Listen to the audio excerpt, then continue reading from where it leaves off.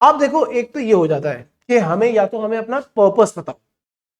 जैसे सपोज करो 2 बच्चे हैं, 2 में से एक बच्चा ऐसा है कि जिसके घर में, और ये मैं रियल लाइफ एग्जांपल दे रहा हूं, कोविड के जस्ट बाद की बात है, एक बच्चा, उसके मम्मी पापा दोनों ही कॉर्पोरेट में अच्छे पैसे कमा रहे हैं, मतलब 4-4 5-5 लाख सैलरी होगी उनकी आराम से, दोनों की मिला लो तो 8 से 10 लाख, घर भी अच्छा खासा, गाड़ी वाड़ी भी सब, मतलब बहुत अच्छा खासा पैसा। और वो बोल रहे हैं अपने लड़के से कि बेटा तू कहीं से भी बीटेक कर ले सॉफ्टवेयर में, जॉब तो हम तेरी लगवा ही देंगे। अब वो रिबेल है, नहीं नहीं मैं मर्चेंट नेवी ही करूंगा, और पढ़ने में भी अच्छा था। यहाँ पे आया तो मैंने उसको समझाया कि तू क्यों नहीं कर रहा है जब तेरे पेरेंट्स बोल रहे हैं। नहीं सर मुझे मर्चेंट नेवी करना है, मुझे अपने आप को प्रूव करके दिखाना है, मुझे अपने आप को प्रूव करके दिखाना है। ये क्या है, ये केवल एक वो होता है ना रिबेल एटीट्यूड, पेरेंट्स के अगेंस्ट जाने वाला एटीट्यूड। पर्पस क्लियर नहीं है, उसको पता नहीं कि क्यों करनी है मर्चेंट नेवी, बस वो कि मुझे अपने पेरेंट्स को गलत साबित करना है। ठीक है भाई कर ले, उसके पेरेंट भी आए बात करने के लिए, तो उनके पेरेंट खुद बोल रहे थे कि सर इसको कर लेने दो, मुझे पता है 1 साल बाद ये वापस आ जाएगा और करेगा यही। और उसने अपने मन का किया, टीएमआई सेलेक्ट भी हो गया, एक और कंपनी एमएससी में भी शायद सेलेक्ट हो गया था। टीएमआई गया और 1 महीना सरवाइव नहीं कर पाया। जो पहली 3 लाख फीस थी वो पानी में बहा दी, वापस आ गया, इंजीनियरिंग करी, सॉफ्टवेयर इंजीनियरिंग। समझ में आ रहा है? एक ऐसा बच्चा है, वहीं उसी के साथ में एग्जैक्टली साथ में दूसरा बच्चा है, उसका नाम है पुष्पम। पुष्पम जो है वो, उसकी फैमिली कंडीशन बहुत खराब है, फाइनेंशियल सिचुएशन काफी खराब है।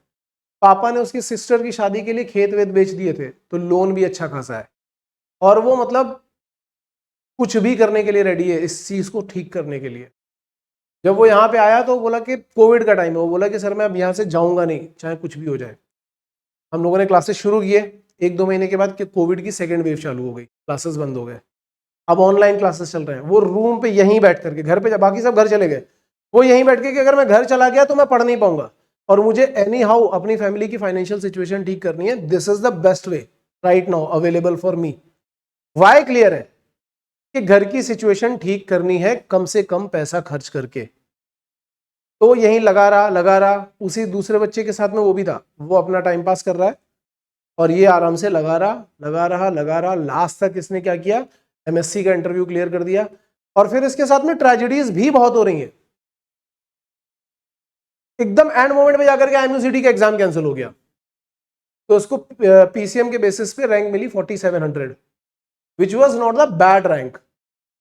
एमएससी ने बोल दिया हम तुम्हें नहीं लेंगे, हम तो टॉप 4000 वालों को ले रहे हैं।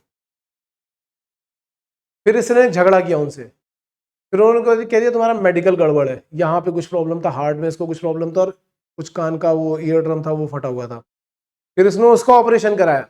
मतलब इतनी हार्डशिप्स के बाद ये किसी तरीके से इसने जाकर के एडमिशन लिया। अब तुम मुझे खुद सोच करके बताओ, इन दोनों में से कौन सा वाला बंदा है, पहला वाला बंदा या दूसरा वाला बंदा जो मर्चेंट नेवी के सारे चैलेंजेस को सर्वाइव करके आगे निकल पाए? तुम सबको समझ में आ रही है ना बात? क्यों? क्योंकि उसका पर्पस क्लियर है कि उसको क्या करना है। पहले वाले का पर्पस नहीं क्लियर है, वो हवा में है, कैसे करना है, क्या करना, दिमाग भी है, इंटेलिजेंट भी है, लेकिन उसका पर्पस क्लियर नहीं है। समझ में आ रही बात? तो इसलिए पर्पस क्लियर होना बहुत जरूरी होता है। लेकिन अगर बाई चांस आपका पर्पस नहीं भी क्लियर है, तो भी मैं आपको कुछ ऐसे पॉइंटर्स दूंगा जिससे आप अपने आप को ज्यादा अच्छी तरीके से रिप्रेजेंट कर पाओगे। जैसे अभी आप लोगों ने रिप्रेजेंट किया, वो representation was not a good representation. Okay, तो कोई भी जॉब जब करी जाती है तो उसके लिए वहां पे 3 मोटिवेटर्स होते हैं। एक होता है ऑटोनॉमी और सिग्निफिकेंस। सिग्निफिकेंस मतलब कि आपको वहां पे कितना महत्व दिया जा रहा है, आपको कितनी वैल्यू दी जा रही है उस कंपनी में। पहली चीज तो ये होगी, आप जब कंपनी में हो, लोग आपसे पूछ रहे हैं कि ये काम करें कि नहीं करें, या कोई भी नया काम स्टार्ट करने से पहले कोई आपसे पूछ रहा है। कुछ लोगों को ये सिग्निफिकेंस चाहिए होता है काम में, भले ही सैलरी थोड़ी कम हो, लेकिन उनको खुशी इस बात में मिलती है कि यार हर चीज मेरे से पूछी जाती है, मुझे वैल्यू दी जाती है, मुझे इंपॉर्टेंस दी जाती है। ठीक है। दूसरा मोटिवेटर क्या होता है? दूसरा मोटिवेटर होता है मास्टरी और ग्रोथ। क्या आप कितना काम सीख पा रहे हो, कितना लर्न कर पा रहे हो, या कितने पैसे मिल रहे हैं वहां पे आपको। ये 2 चीजें वहां आती है मास्टरी और ग्रोथ में। कुछ लोग कंपनी में इसलिए काम कर रहे होते हैं कि मुझे सिग्निफिकेंस मिले या ना मिले, लेकिन मुझे सीखने को बहुत मिल रहा है, पैसे की भी अच्छी ग्रोथ मिल रही है, सीखने को बहुत मिल रहा है। ठीक है, तो दूसरी ये चीज होती है। तीसरी तीसरी होती है पर्पस और कंट्रीब्यूशन, कि आपकी जॉब की वजह से आप सोसाइटी में क्या कंट्रीब्यूशन कर पा रहे हो। कुछ लोगों को ये चाहिए होता है, बाकी दो चीजें मिले या ना मिले, उनका ये होता है प्राइम पर्पस कि मेरा पर्पस फुलफिल हो पा रहा है कि नहीं। जैसे सपोज करो कि मैं एक टीचर हूं और मुझे किसी कोचिंग इंस्टीट्यूट में जॉब करना पड़े, तो मैं ये अगर मैं इधर पे हूं पर्पस और कंट्रीब्यूशन वाले में हूं, तो मैं ये देखूंगा कि मेरी वजह से ज्यादा बच्चे अपने एंट्रेंस एग्जामिनेशन में सेलेक्ट हो पा रहे हैं कि नहीं। अगर जैसे मेरा प्राइम फैक्टर यही था और इसलिए मैंने कई सारे कोचिंग छोड़ दिए। मैंने जहां से स्टार्ट किया था, एक कोचिंग इंस्टीट्यूट में मुझे ऐसी कैपेसिटी दिख रही थी कि 50 में से 35 बच्चे जेई क्लियर कर सकते थे, और मैं वहां पे जो हेड था मैं उसको बोल रहा हूं कि नहीं ये कर सकते हैं, आप मुझे ये बैच दे दो, मैं एक्स्ट्रा टाइम दे करके करवा दूंगा।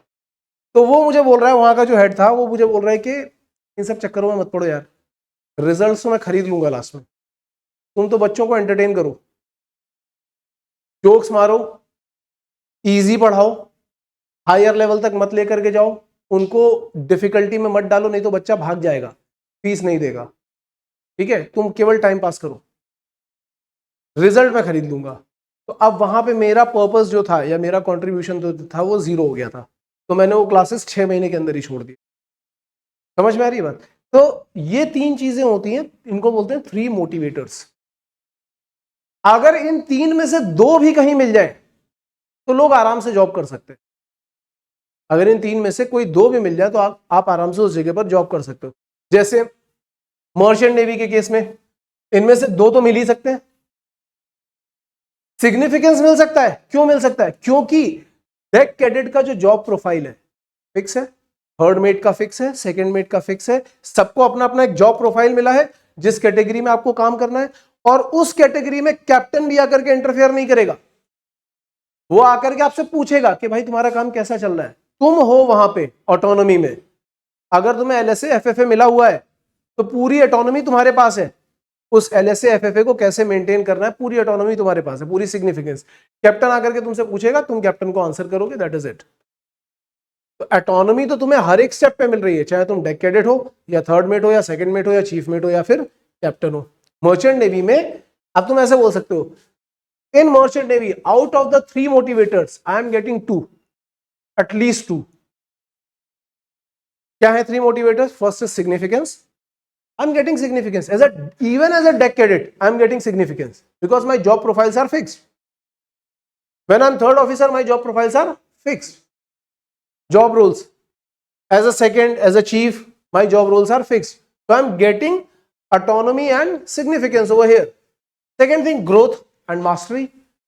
जैसे जैसे एक एक लेवल ऊपर जाओगे, हर बार तुम्हारे कोर्सेज होते हैं, हर शिप पे जाने से पहले तुम्हारे कोर्सेज होते हैं, हर चीज तुम्हें सिखाई जाती है, उसके बाद तुम थर्ड से सेकंड, सेकंड से चीफ जाते हो। तो ग्रोथ और mastery in terms of money भी और इन टर्म्स ऑफ नॉलेज भी, growth and mastery are there. Yes और नो?